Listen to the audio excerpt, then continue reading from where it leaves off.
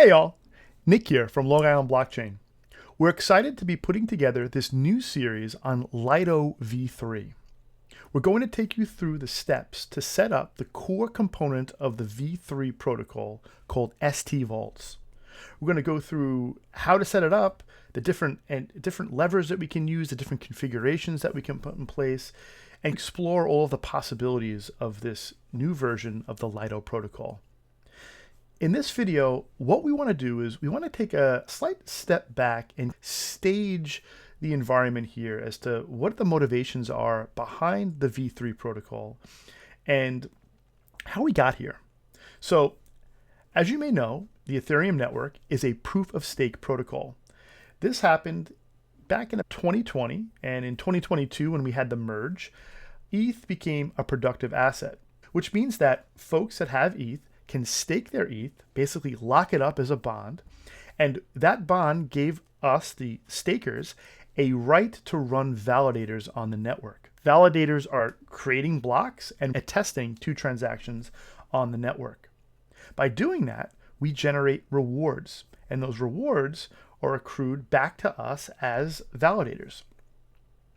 Now, what Lido did was, Lido created a liquid staking token on top of this proof of stake mechanism.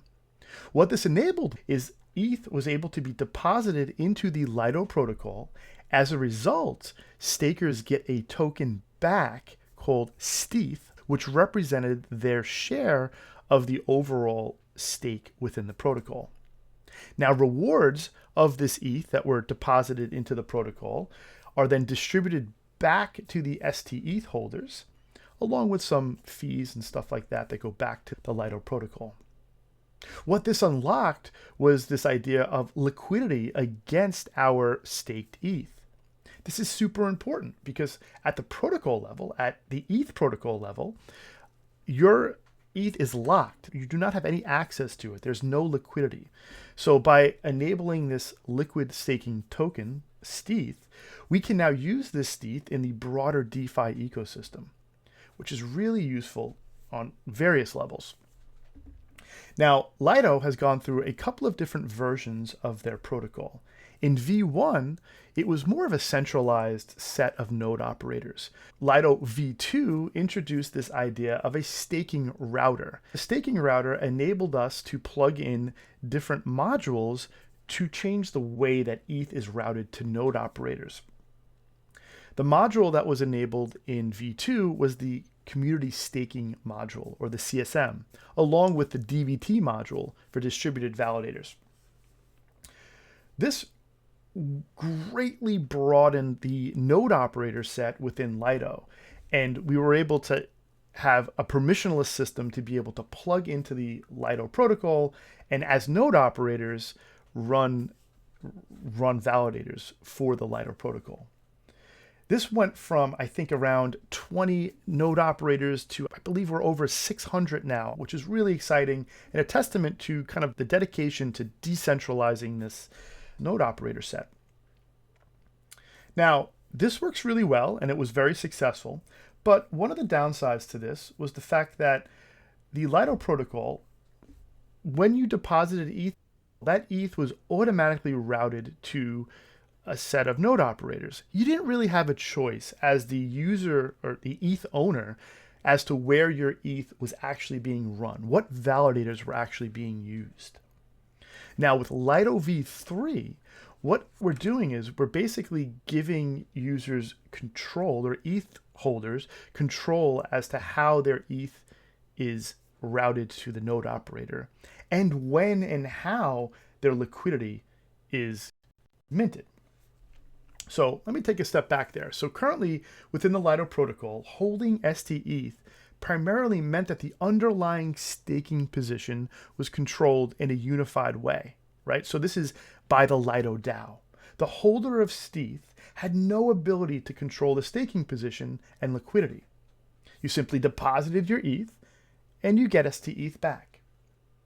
Your ETH was routed to a node operator automatically without your control. This was currently being controlled by the Lido DAO. So the core idea behind Lido V3 primarily revolves around the idea of exposing a separation of control around your staking position and your liquidity into stETH. This is made possible with the stVault product. And I think this creates some interesting possibilities for various stakeholders, literally. So for builders, it enables a new primitive for us to create staking products around. For node operators like us at Long Island Blockchain, we can give our customers the ability to gain liquidity from their solo staking setups while still using our optimized hardware and infrastructure for validation services. For fund managers and investors, they can better manage their underlying risk by controlling details of their position in a more granular way. For one, they can choose their node operator. So you would imagine in large institutional setups, they want to do all that vetting and due diligence against who's actually running the ETH. They need to do that. There's regulations around them, and they just need to do the right thing by their customers. So it's not unreasonable to think that they would have to do that. Second, they can control their expense ratios in a more granular way by leveraging different liquidity options within their own stVault. So, for example, they don't have to mint the stETH right away. They can keep ETH just running as a solo and earn the rewards that way. And when they choose, if they have to, they can mint the stETH. There are, of course, expenses and there's different costs involved with doing that, which we'll go into within this series as we progress through.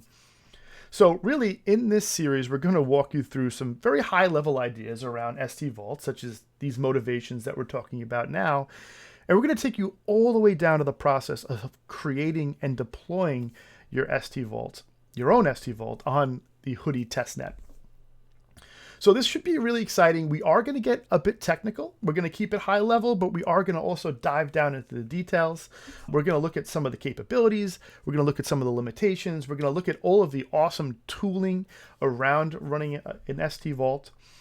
And we hope you find this useful. And we do want to give a big thanks to our friends over at Lido for taking a look at this and reviewing this for technical accuracy and just kind of taking a look at what we're doing.